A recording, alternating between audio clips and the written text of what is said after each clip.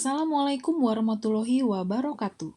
Hari ini saya akan menampilkan aksi nyata modul 1.4 Budaya Positif mewujudkan pendidikan yang berprofil pelajar Pancasila. Perkenalkan, saya Kristina. Saya adalah calon guru penggerak Angkatan 6 Kota Depok, Jawa Barat. Saya melaksanakan strategi untuk melakukan diseminasi kepada teman-teman di sekolah, yaitu pertama, saya menemui kepala sekolah dan menyampaikan maksud dan tujuan saya melaksanakan kegiatan diseminasi budaya positif, di mana kegiatan ini sebagai aksi nyata modul 1.4 setelah kami mempelajari materi 1.4 di dalam kegiatan calon guru penggerak. Dalam kegiatan diseminasi, peserta kegiatan terdiri dari 1 orang kepala sekolah dan 16 guru di SDN Cisalak Pasar 3. Berikut ini adalah kegiatan diseminasi yang saya lakukan bersama teman-teman di kegiatan aksi nyata modul 1.4 di SDN Cisalak Pasar 3. Terima kasih Ibu dan Bapak. Kita mulai acara siang hari ini ya. Bismillahirrahmanirrahim. Assalamualaikum warahmatullahi wabarakatuh. Waalaikumsalam. Selamat siang semuanya dan salam sejahtera untuk kita semua. Apa kabar Ibu dan Bapak? Alhamdulillah. SDN Cipasika luar biasa, penuh cinta. Allahu Akbar. Ada yang ketinggalan ya? Sudah makan siang? Ada yang bilang belum berarti yang tadinya agak semangat berarti belum ya? Siap. Nanti harus makan siang ya. Yang saya hormati Bapak Kepala SDN Cisalak Pasar 3, Bapak Rudi Hermawan MPD, yang teristimewa pada kesempatan kali ini calon guru penggerak Ibu Kristina MPD dan Ibu dan Bapak guru yang saya hormati. Puji syukur kehadiran Allah Subhanahu wa taala bahwa di siang hari ini dalam keadaan hujan tapi menyejukkan. Betul nggak? Betul. Sejuk ya Ibu dan Bapak karena hujan di siang hari gitu ya. Alhamdulillah sekali. Hari ini juga kita diberi kesempatan berkumpul di ruangan ini dalam acara diseminasi modul 1 dan 4 calon guru penggerak. Tepuk tangan dulu. Baik. Tak lupa juga salawat dan salam mari kita haturkan kepada junjungan kita Nabi besar Muhammad SAW. Baik Ibu dan Bapak yang saya hormati, tak berlama-lama, mari saja kita mulai acara ini dengan membaca basmalah bersama-sama. Bismillahirrahmanirrahim. Setelah kita membaca basmalah, ada baiknya kita mengajarkan atau membacakan doa terlebih dahulu supaya acara kita ke depannya berjalan dengan lancar. Baik kepada Ibu Atik Rahmawati. Kami persilakan untuk membacakan doa supaya acara kita berjalan lancar. Silakan Ibu Atik.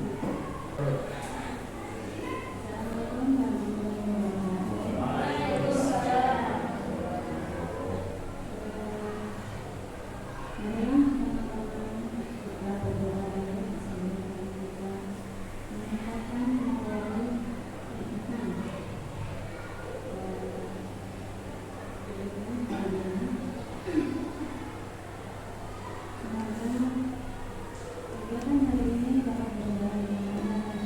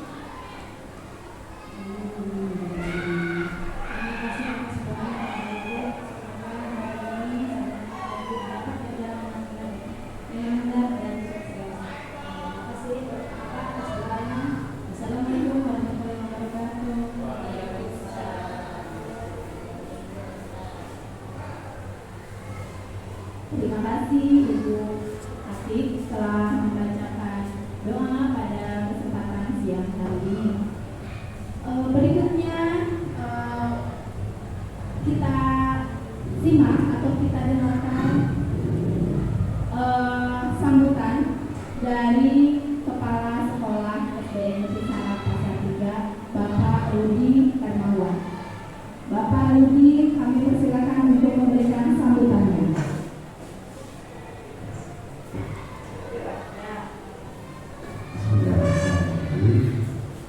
Assalamualaikum warahmatullahi wabarakatuh.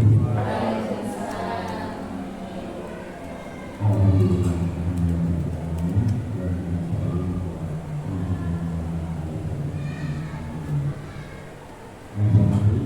Bapak dan Ibu yang menyelenggarakan hari ini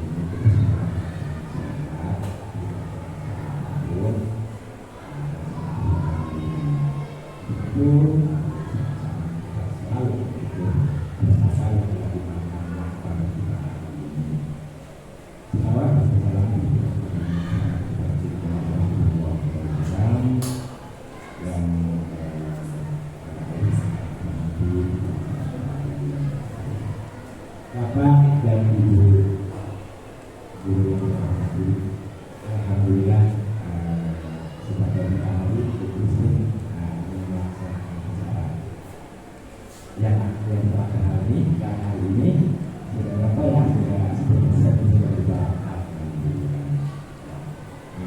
Mari kita sama-sama kita hari ini bersama kita pahami apa yang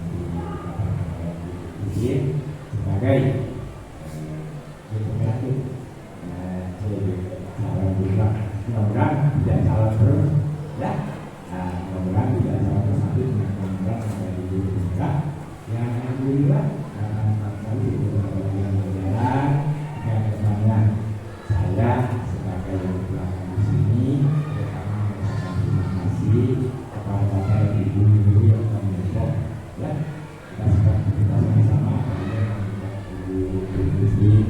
dan juga Dewi dan alhamdulillah menjadi kebanggaan saya kalau di mana-mana sudah disebut di sekolah lain kalau punya dua ya kan, alhamdulillah. Mudah-mudahan apa yang mereka laksanakan semua berjalan lancar dan akhirnya bisa baik. Bapak dan Ibu yang saya hormati, saya sebagai yang di sini apa ya, hanya bisa memberi dorongan semangat ya, dan juga tentunya doa. Itu yang saya sampaikan. Saya sama-sama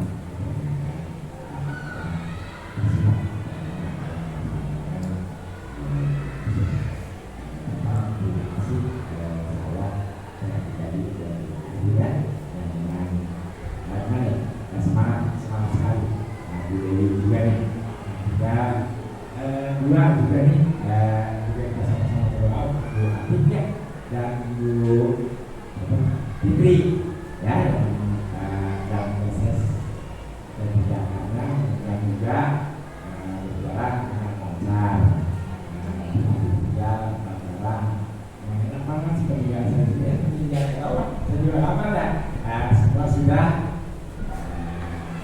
baik ya. Nah, itu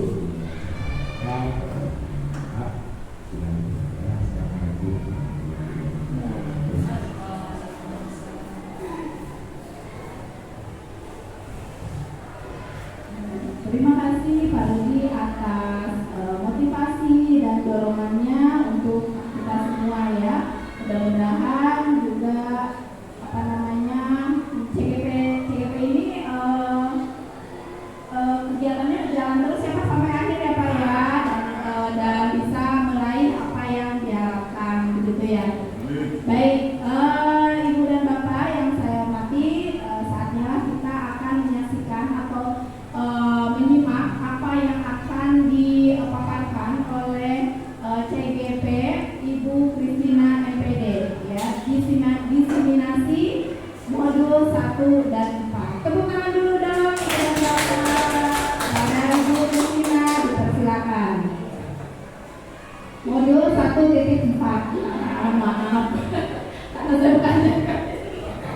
Iya, jadi kita kan jadi tahu. Iya, ada titiknya ternyata. Tapi itu ada di sini.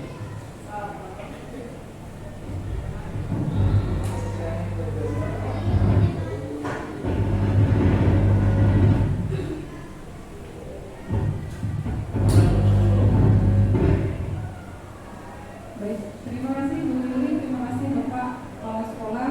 Mohon izinkan saya untuk menyampaikan materi mengenai penguatan budaya positif di sekolah, mewujudkan pendidikan yang berprofil pelajar Pancasila. Ya, sebelumnya saya mau mengucapkan salam selamat siang untuk teman-teman semuanya. Apa kabar Bapak Ibu? Alhamdulillah, SDMJ Patrika luar biasa, penuh cinta. Allahu Akbar. Oke deh. Terima kasih untuk semangatnya hari ini, menular ke saya juga berarti. Ya. Jadi materi hari ini yaitu penguatan budaya positif di sekolah. Ya. Kegiatan diseminasi ini dilaksanakan sebagai kegiatan aksi nyata modul 1.4 guru penggerak. Kenapa kami harus melaksanakan aksi nyata? Karena setelah berjalannya waktu menjelang 2 bulan, apa yang sudah kami dapatkan harus kami sampaikan lagi kepada teman-teman. Ya. Jadi setidaknya bisa memberikan manfaat kepada teman-teman yang lain mengenai modul apa sih yang kami pelajari di dalam pelaksanaan calon guru penggerak selama ini.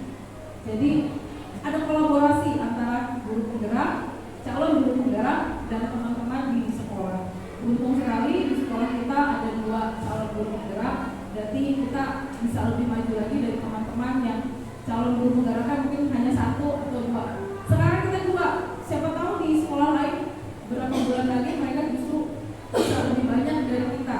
Kita kan tidak tahu, jadi kita bisa persiapkan dari sekarang untuk ke arah yang ke depan mewujudkan pelajar-pelajar Pancasila. Karena pada dasarnya kita sudah harus siap dengan Merdeka Belajar.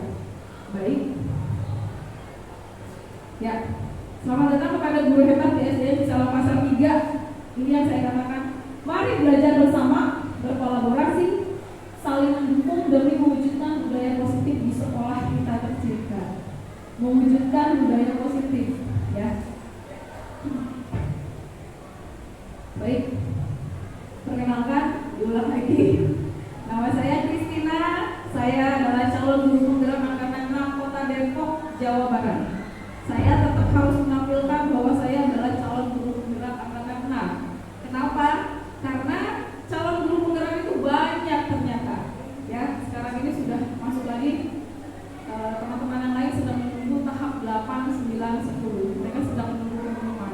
Jadi saya harus menampilkan bahwa saya adalah calon guru penggerak angkatan 6 supaya tidak tertukar dengan teman-teman yang lain. Baik. Hari ini saya akan menampilkan tujuan materi pelaksanaan mengenai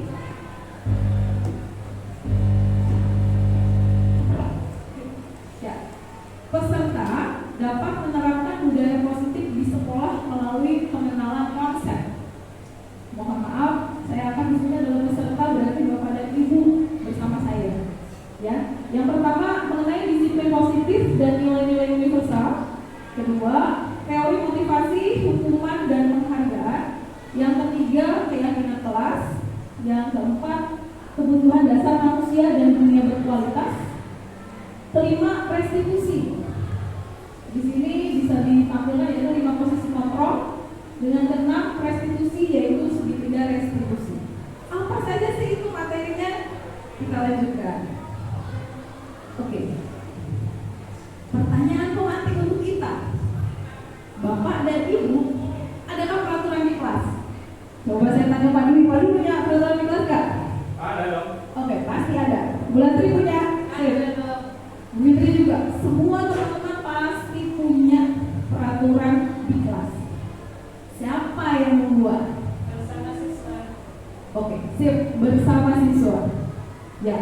sebagian besar ternyata bapak dan ibu guru cenderung membuat peraturan. Setiap pelajaran baru langsung dibikin. Seret, 1, 2, 3, 4, 5. Tidak ada kesepakatan. Hanya sebagian kecil yang membuat kesepakatan bersama anak-anak. Ya, pada dasarnya seperti itu. Karena kita cenderung, kita sebagai legislatif, kita yang menentukan semuanya katanya. Oke, baik. Lalu kemudian pertanyaan berikutnya, gimana tuh? Bagaimana pelaksanaannya? Apakah berjalan? Bapak Ibu? Iya. Terima kasih. Iya.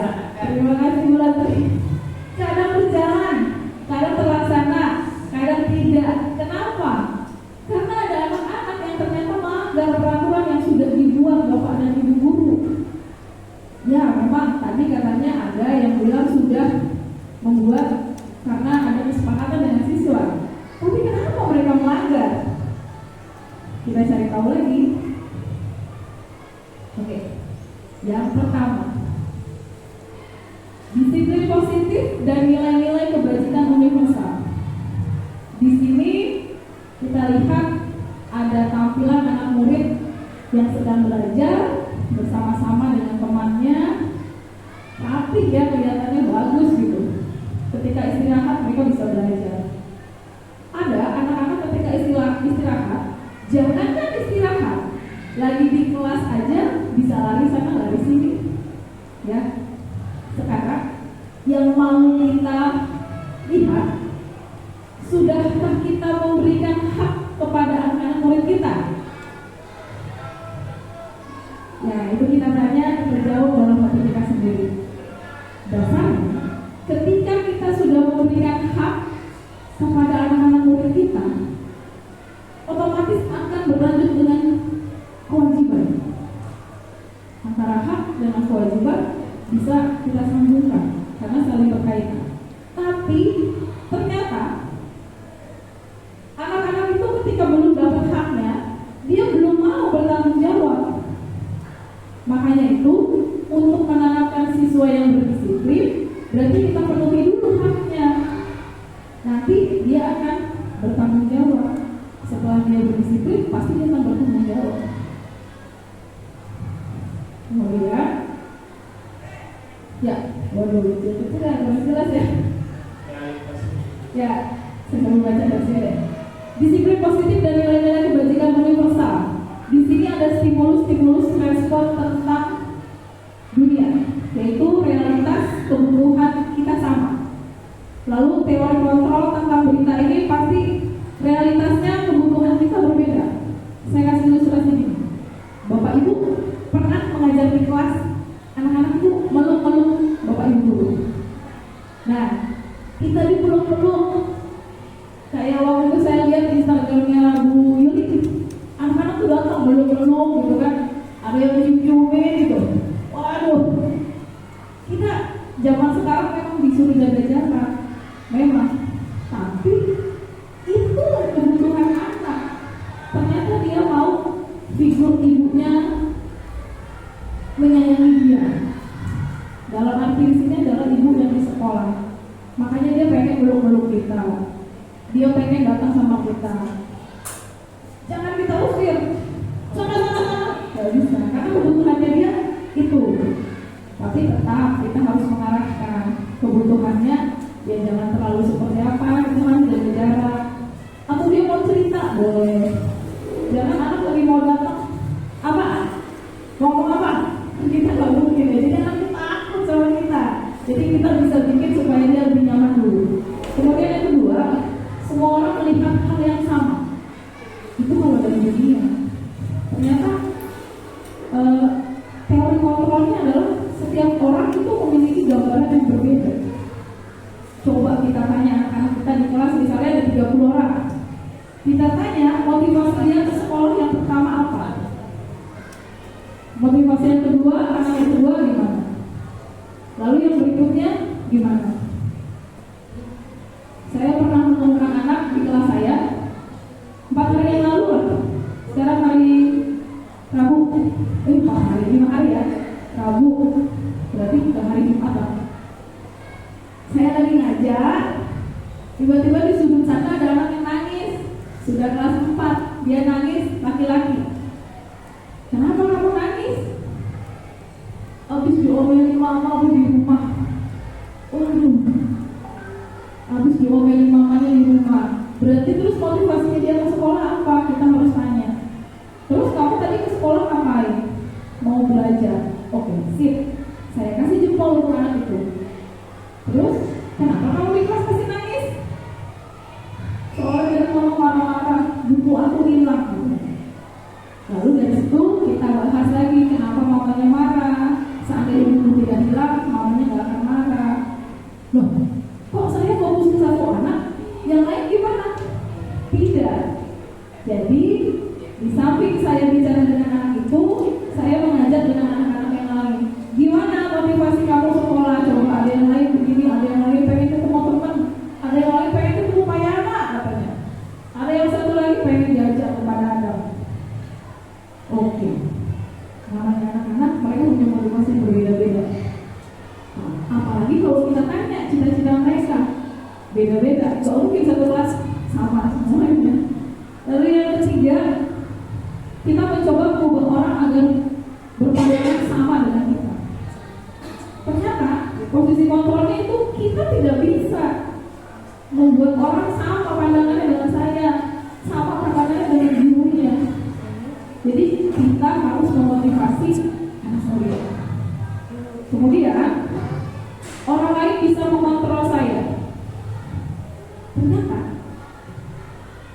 itu tidak.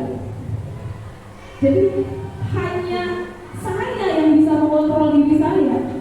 Contohnya, saya kasih contoh teman-temannya anak 4 ya. Saya juga sering menegur. Jajan itu beliin dong, dikasih uangnya anak itu pergi. Di sini posisi mengontrol itu harus dari dirinya sendiri. Kalau dia bilang tidak, orang tidak akan bisa menyuruh-nyuruh dia. Tapi ketika anak itu mau disuruh-suruh, dibeliin ini, tapi gratisin, dijajanin ini, disitulah kita harus menanamkan posisi kontrol. Dia harusnya bisa mengontrol dirinya sendiri.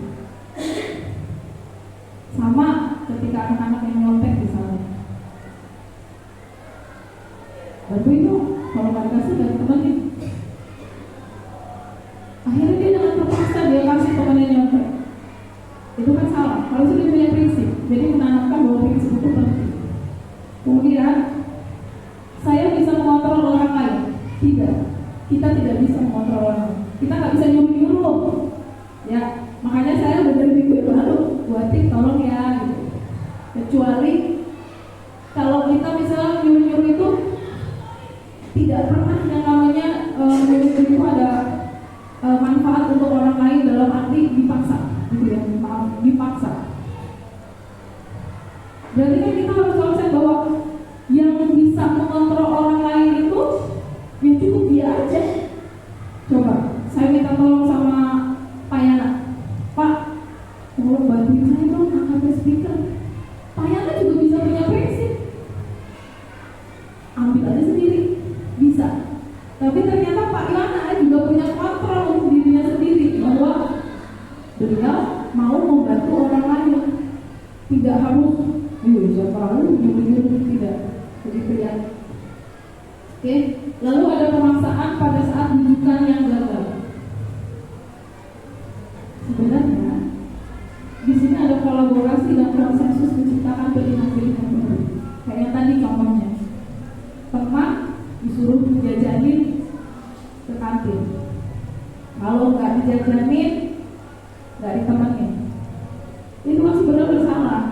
Jadi kita harus bisa berkolaborasi. Kalau kamu mau dijajanin, yuk pergi bareng-bareng. Yuk kita sama-sama. Jangan terima uangnya pergi sendiri untuk menjajani uang temannya. Akhirnya dia pulang, dia bawain. Itu yang salah. Oke. Model berpikir menang atau kalah. Ya. Model berpikir menang atau kalah. Maksudnya di sini contohnya ketika anak-anak ulang, coba berapa banyak ketika anak ulangan justru malah membuat anak jatuh. Kamu harus diam, ini.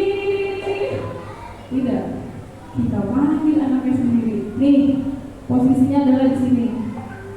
Kamu itu bisa mengerjakan di sini. Kamu itu kurangnya di sini.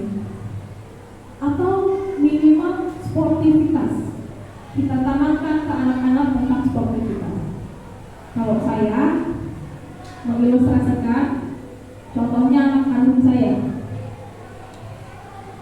Beberapa minggu yang lalu, saya bawa anak saya ikut lomba menggambar. Padahal saya nggak kepikiran untuk ngajak dia ikut lomba. Tapi ketika saya pergi ke Gramedia, di sana ada event, terus ada SPG-nya nawarin, anak saya dengar dua-duanya. Oke lah, bayarlah satu anak 200.000, nggak apa-apa.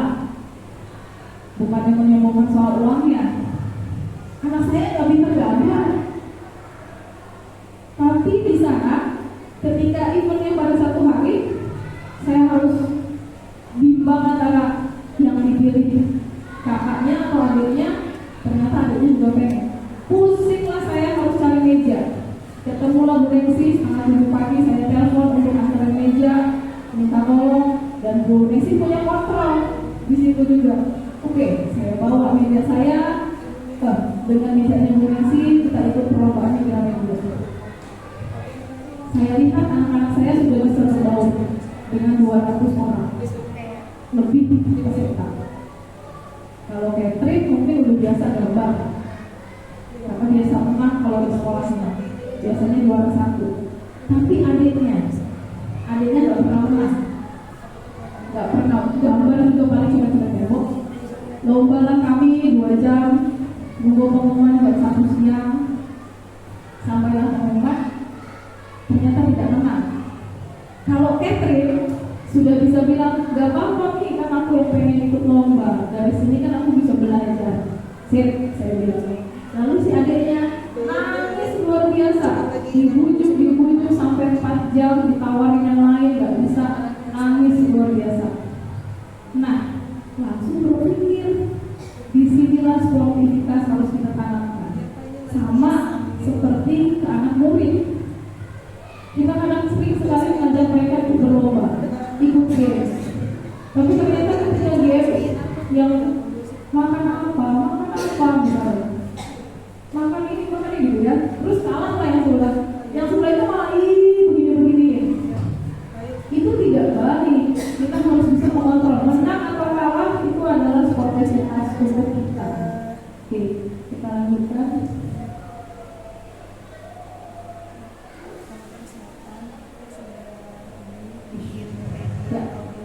Nilai kebajikan yang ingin dicapai, karena ini berkaitan dengan dari pelajaran Pancasila. Kita harus bisa mengarahkan anak murid kita kepada nilai-nilai profil pelajar Pancasila. Yang pertama, bisa sudah bisa mandiri. Anak-anak mandiri. Lalu beriman dan yang pertama, beriman dan bertakwa kepada Tuhan Yang Maha Esa. Lalu berkebinekaan global, bergotong royong, kreatif, bernalar kritis, dan mandiri. Saya, anak-anak sering sekali sebelum pembelajaran, kalau dulu kan ice breaking, kalau sekarang sebelum belajar saya suruh mereka belajar Pancasila. Kayak begini, mungkin Bapak Ibu pernah lihat ya. Belajar Pancasila, beriman dan bertakwa pada Tuhan Yang Esa dan berkebinekaan global.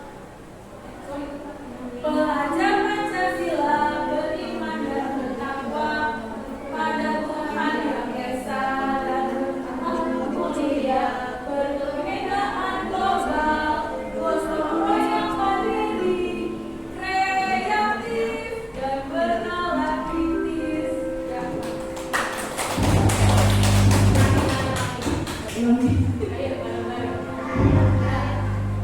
Belajar Pancasila, beriman dan bertakwa pada Tuhan Yang Esa dan berakhlak mulia, berkebinekaan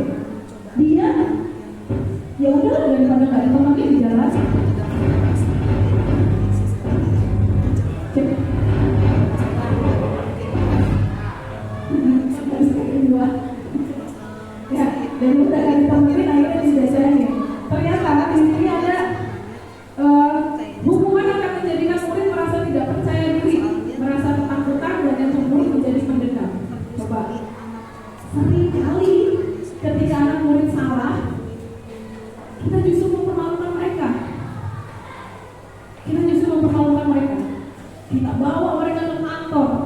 Semua guru tahu. Akhirnya dia jadi malu. Ya, jadi malu. Kalau saya di rumah, ilustrasinya mungkin ibu saya dulu kali ya. Jadi kalau saya dimarahin, kakak saya nggak tahu, adik saya nggak tahu, adik saya nggak tahu lagi. Dipanggil ke dalam kamar. Kenapa kamu begini? Alasannya kenapa begini? Kamu mau jadi apa? Begini. Kalau kita bayangin anak kita marahin di depan adiknya aja malu, di depan kakaknya aja malu. Itu masih satu kandung. Gimana mereka satu kelas? Malunya luar biasa. Kita suruh ke depan, kita kirim mereka ke kantor. Ya, kemudian motivasi yang kedua adalah untuk mendapatkan imbalan atau penghargaan dari orang lain. Sebenarnya harusnya penghargaan itu menjadi murid yang itu jadinya kurang percaya diri, penuh pamrih, terus mengerjakan sesuatu berdasarkan imbalan. Itu jadi harusnya. Kenapa harusnya? Jadi ketika dia melakukan sesuatu ada imbalannya. Coba bersihin kelas. Nanti kalau udah dibersihin kelas saya dapat hadiah apa, Bu? Kalau saya, contoh lagi ke saya sering kali suruh anak beliin bakso. Bukannya sambut lagi. Setiap saya suruh anak, saya selalu kasih 1.000. Setelah saya kasih, beli bakso 5.000, saya kasih 1.000. Setelah saya kasih, dia terima. Sebenarnya mau ngaji, anak ini menerima apa yang dikasih guru atau dia tidak mau. Ada beberapa siswa yang tidak menerima. Di situ saya dapat jawaban. Ada anak-anak yang menerima apa yang saya kasih. Di situ saya dapat jawaban juga. Setelah itu saya tanya ke anaknya, tadi Bu Kristi kasih kamu 1.000 dibeliin apa? Beliin es, Bu. Kamu gak punya uang? Punya, Bu. Oh, besok-besok kalau minta tolong sama ibu atau sama mama di rumah, jangan ada pabriknya ya. Satu waktu seperti itu ternyata sampailah kepada seorang anak duduk di pojokan. Ini anak yang sering saya kasih 1.000 juga. Dia bilang gini, saya tanya, kenapa kamu gak istirahat, Nak? Gak ada uang jajan, Bu. Udah habis? Enggak, tadi gak dikasih mama jajan. Oh gitu. Terus mau gimana? Gak apa-apa, aku duduk aja. Oh ya udah. Oke, dia duduk. Saya dudukin dulu 2 menit, 3 menit, 5 menit. Akhirnya saya tanya, kamu pengen jajan? Karena saya lihat temannya pada jajan di depannya dia ngilu apa gimana dia ngeliatin. Ini seorang laki-laki. Kamu mau jajan, Nak? Enggak, Bu. Serius, mukanya itu udah melas ya. Nih, Bu Kristi kasih 3.000 ya. Buat beli es 2.000, buat beli makanan 1.000. Bisa kan? Bisa, Bu. Tapi saya gak mau kan ya. Oh ya udah, Bu Kristi masukin ya. Tapi saya pengen ngomong lah. Ya sudah. Dapat lagi jawaban. Berarti dia punya posisi kontrol tadi. Saya tidak mau terima, tapi saya juga tidak mau mendapat imbalan. Dia bilang gini, Bu, saya pengen jajan. Saya kan mau jajan ke Padang, utang boleh ya? Jangan utang ke Padang, sama Bu Kristi aja gak apa-apa. Oke, sip, dikasih 3.000. Besoknya dia bayar ternyata. Ada konsekuensinya lagi, ternyata dia ingat. Dia bayar, terus saya tanya, waktu kamu minta uang dari mama bilang apa? Saya bilang, tadi Bu Kristi kasih uang jajan. Terus mamamu bilang apa? Ya aku dimarahin katanya. Oke, dimarahin. Setelah itu apa yang terjadi? Akhirnya saya bantuin mama untuk pergi ke pasar. Ternyata di situ ada kembalian Bu, dikasih lah sama mamanya, dikasih ke mamanya, dikasih mamanya ke dia. Oke. Di situ dimarahin lagi nggak? Enggak Bu. Lah kalau gitu berarti kamu ada imbalan dong, saya bilang. Enggak Bu, karena mama tahu saya kemarin gak jajan, jadi sekarang saya didobel jajannya. Berapa jajannya? Kebetulan jajannya sama 3.000. Hari ini ada jajan 3.000. Coba. Lalu dia dapat jajan 6.000. 3.000-nya dikasih ke saya, 3.000 buat jajan dia. Besoknya jajan lagi gak? Besoknya jajan lagi gak? Ya, dia jajan tapi besoknya dia simpan uangnya. Akhirnya uangnya semakin disimpan dan besok-besoknya dia terlatih, tidak terlalu boros lagi. Jadi di sini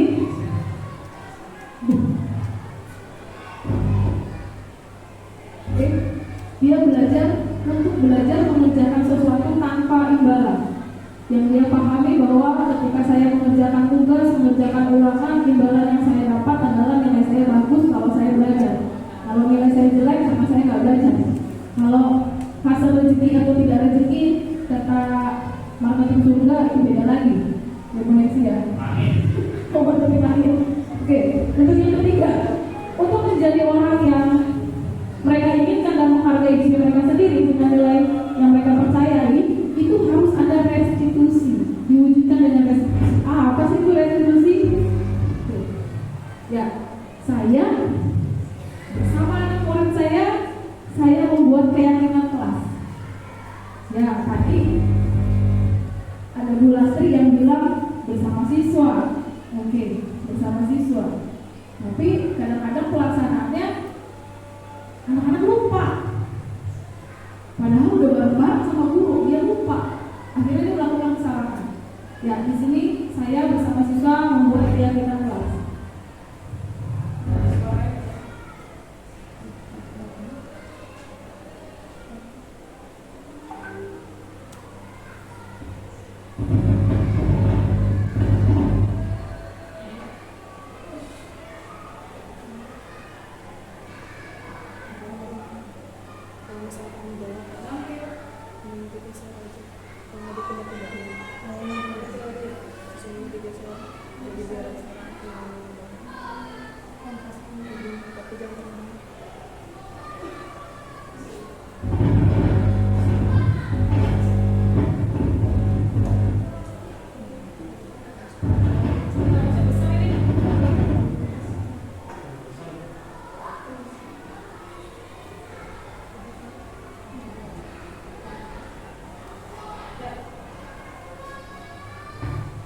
Oke, dimulai dengan kami bersama-sama tadi merapikan kelas, ada yang merapikan kelas, ada yang gunting-gunting, sampai kolaborasi. Setelah itu saya kasih mereka kertas-kertas kecil yang berwarna-warni. Mereka tulis apa yang mereka mau, janji mereka seperti apa. Tempel di belakang. Semua anak bisa beda-beda. Mereka maunya gimana bisa beda-beda. Saya hanya mengarahkan. Kamu maunya gimana? Saya tidak, kamu tulis ya, harus jujur. Tidak. Kamu tulis ya, di situ kerjasama, di situ kolaborasi. Tidak. Mereka nulis sendiri, suka-suka mereka nulisnya gimana. Oke, ada yang kurang tinggi sampai loncat-loncat, biarkan mereka bekerja dengan sendiri. Karena kita, sebenarnya guru itu gak perlu pusing, kita cuma tinggal mengarahkan mereka. Kita nggak perlu pidato terus di depan, karena mereka bisa belajar sendiri. Anak-anak itu belajar sesuai dengan kodratnya mereka.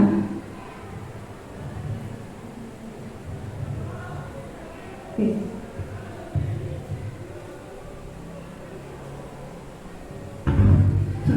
Akhirnya jadilah keyakinan kelas yang sudah kami bikin. Keyakinan kelas yang pertama, mandiri, disiplin, jujur, saling menghormati, gotong royong, menjaga kebersihan dan kesehatan. Karena anak-anak ini cenderung habis jajan main buang-buang aja. Ya. Mandiri, mereka bisa mengerjakan apa yang mereka kerjakan sendiri tanpa perlu bantuan orang lain. Disiplin, disiplin harus terus kita tingkatkan. Budaya-budaya positif yang seperti ini sebenarnya udah ada dari zaman dulu, tapi kan setiap tahunnya kita harus mengingatkan ke mereka lagi. Anak-anak itu harus kita ajak untuk bikin keyakinan kelas, kesepakatannya seperti apa. Jadi, lalu ada kebutuhan dasar manusia dan dunia yang berkualitas. Ini kita zaman kuliah udah punya sebenarnya. Kebutuhan dasar manusia itu apa aja sih? Kebutuhan bertahan hidup, cinta dan kasih sayang, kebebasan, kesenangan, kekuasaan. Ini sudah pernah kita dapatkan. Ya, anak-anak itu perlu untuk bisa bertahan hidup seperti apa? Oke. Nah, ini posisi kontrol. Wah, saya sekali nanti saya kasih slide kalian. Posisi kontrol kita seorang guru, yaitu dimotivasi. Sebelah kanan saja yang kita lihat. Ada guru berbuat. Di sini adalah sebagai, kita sebenarnya selama ini sebagai penghukum, atau kita yang membuat anak merasa bersalah. Ya. Terus makanya ada identitas gagal dan identitas berhasil. Kalau kita misalnya guru menuju menghardik anak, sekarang memang tidak ada yang menghardik anak, karena kita sudah berhadapan dengan undang-undang hak asasi manusia yang jarang yang ada menghardik. Oke, lalu yang selanjutnya kita sebagai teman atau sebagai pemantau. Apa kita cuma lihat-lihatin mereka, atau kita membuat mereka lebih nyaman bagi kita? Makanya di sini ada posisi kontrol adalah sebagai penghukum, membuat orang merasa bersalah, teman, pemantau, atau manajer. Kita sering sekali merasa anak-anak kita harus dengar apa yang kita sampaikan, tapi tidak. Ternyata 5 ini harus bisa kita terapkan. Ada sebagai penghukum seperti apa? Jangan sembarangan aja menghukum. Anak-anak sekarang nggak bisa dihukum. Lalu ada membuat merasa bersalah. Kita lihat nanti segitiga restitusi nanti. Tapi sebelumnya ini, kecil lagi nggak kelihatan ya. Saya langsung kasih tayangan aja ya. Dalam segitiga restitusi saya punya tayangan.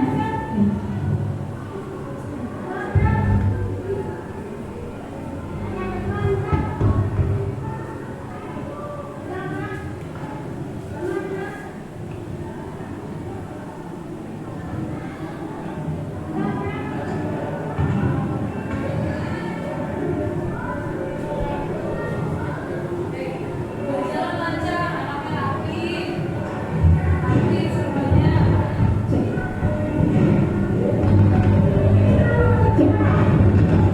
Sampai di sini pakai sandal.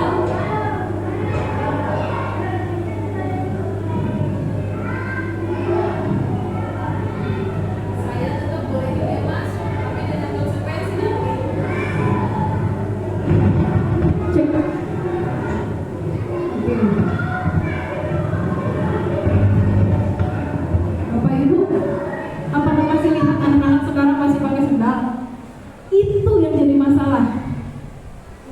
Alasannya mau sholat Bu biar gampang, oke. Tadi sebelum saya sampai di sini ketemu anak 3 lagi jalan dengan santai, anak siang. Sepatunya mana? Di tas Bu. Oke, di tas. Pakai sekarang, nggak boleh masuk kalau nggak ketemu Bu Kristin. Sambil ketawa saya ngomongnya. Oh iya Bu. Coba kalau misalnya saya, gimana sih kamu sekolah pakai sepatu, emang kamu sepatunya dilepas-lepas begitu? Coba. Malu dia di depan satpam, saya tegur kayak gitu. Saya tadi ngomong sambil bercanda. Sepatunya mana? Sampai situ akhirnya mereka, oh iya Bu, pakailah. Udah dipakai, jalanlah mereka ke sana. Saya tungguin di sini. Begitu saya lihat di sini, saya lihat cuma lirik doang, langsung begitu. Coba kalau kita marah-marah, di ujung sana marah-marah, paling dia kesini kan langsung ketemu sama kita kayak ini benci banget gitu. Cuma beda lagi. Kalau zaman dulu kita ketemu guru kan takut. Sekarang anak-anak kan rada-rada berani. Nah, rada berani tapi tetap harus kita arahkan. Jangan berani tapi lama-lama sokong. Oke, ini ada kasus yang kedua. Nah, boleh.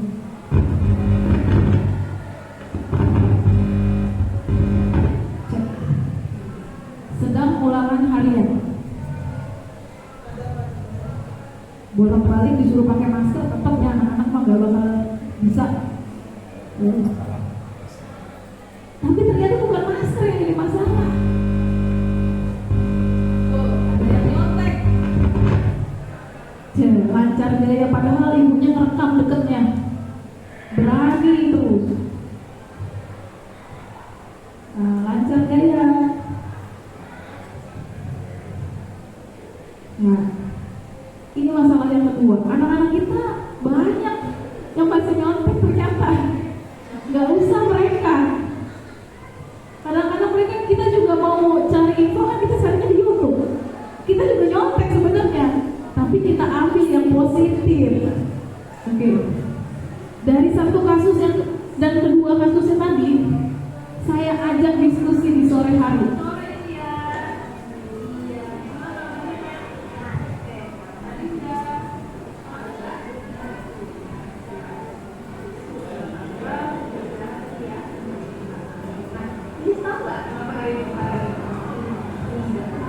Sebelum kita masuk kelas, mereka kan baris kalian tuh. Nah, waktu baris kalian spesifik apa? Seragam anak seragamnya. Berarti kalau anak-anak pakai seragam kepada apa? Bagus.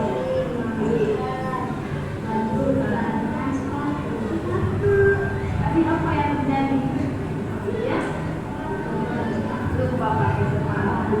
Nah, tadi kalau Ilyas tidak pakai sepatu, kira-kira itu perbuatan baik atau bukan sekolah? Tidak, berarti melanggar apa? Peraturan. Oke.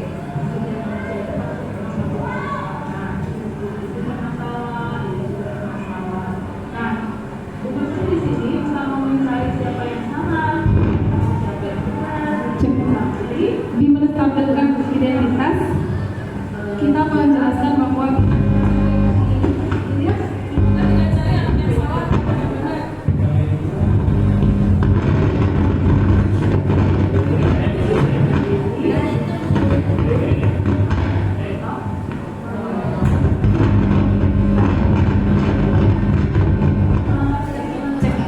ya, tadi kita nggak cari anak yang benar atau yang salah, tapi kita mengajarkan mereka, kamu salahnya di mana? Dia yang jawab sendiri.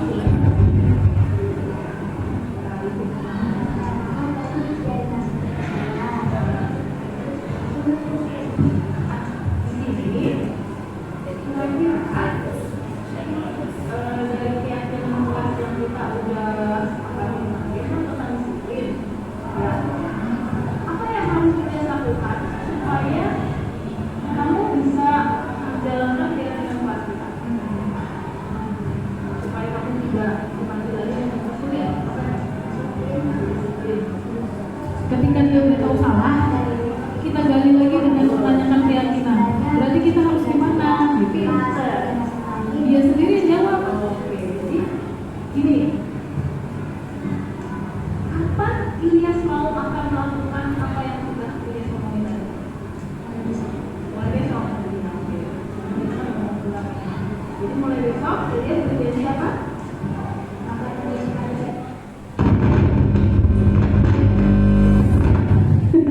Ya.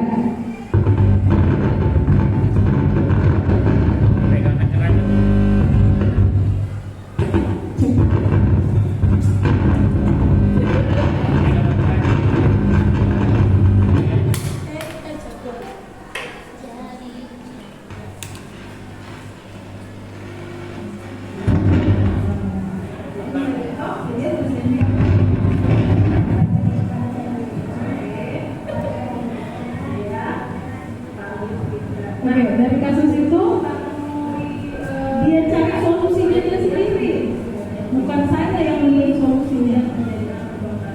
Dia bilang dia janji besok akan begitu. Jadi hari ini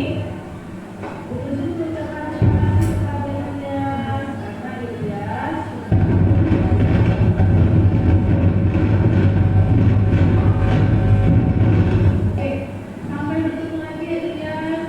Ilyas kamu semangat. Ilyas kamu jadi anak yang berbakti. Oke, ya? Ya. Oke.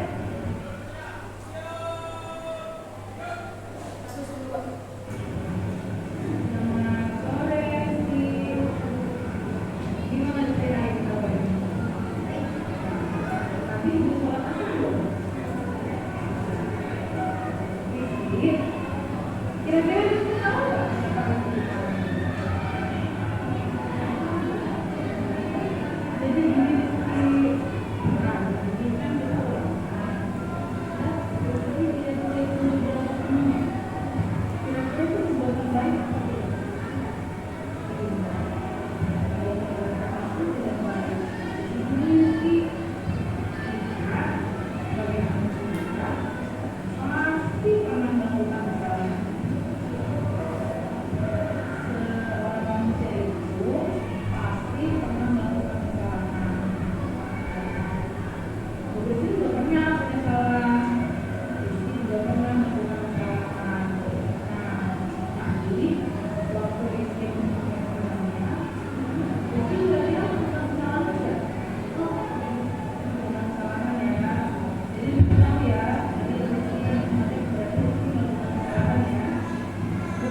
gini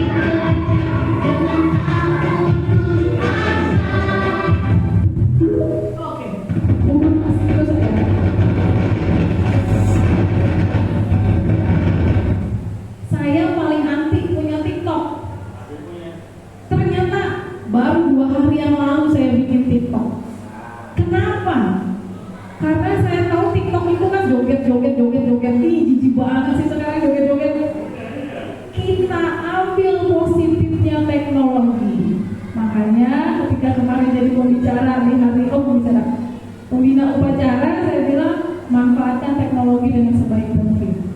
Saya bikin ini bukan saya yang bikin, anak murid saya yang bikin. Saya kasih handphone saya, caranya gimana Kak? Oke, saya bisa untuk komputer, tapi saya nggak bisa TikTok. Karena dari awal saya sudah bilang TikTok itu joget-joget yang nggak jelas dan itu melanggar untuk kita. Karena joget itu bisa memancing pikiran kita yang error-error. Tergantung kita punya manfaatkan teknologi. Dia yang ajarin saya.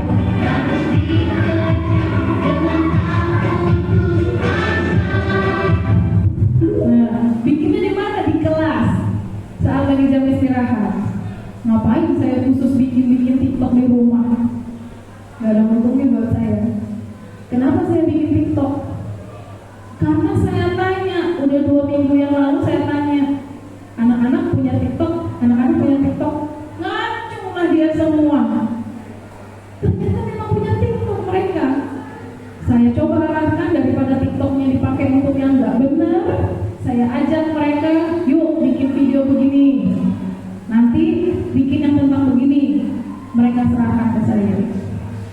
Ini setelah saya koordinasi dengan fasilitator ketika pendampingan pertama.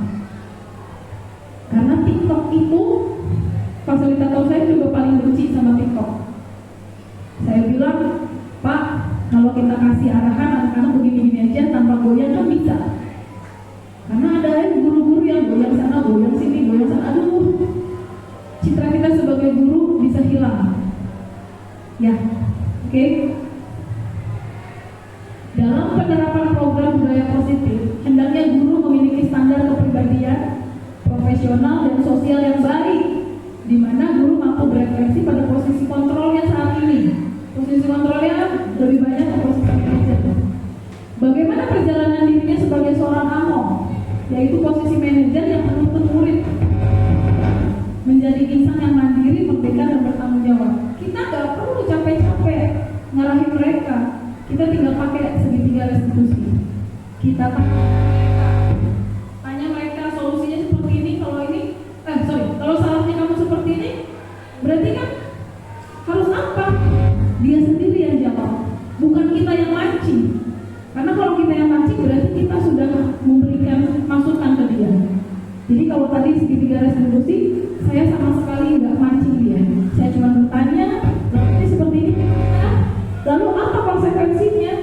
janjinya gimana? Cuma gitu-gitu aja. Kita capek. Oke, terima kasih. Demikian tayangan pemaparan.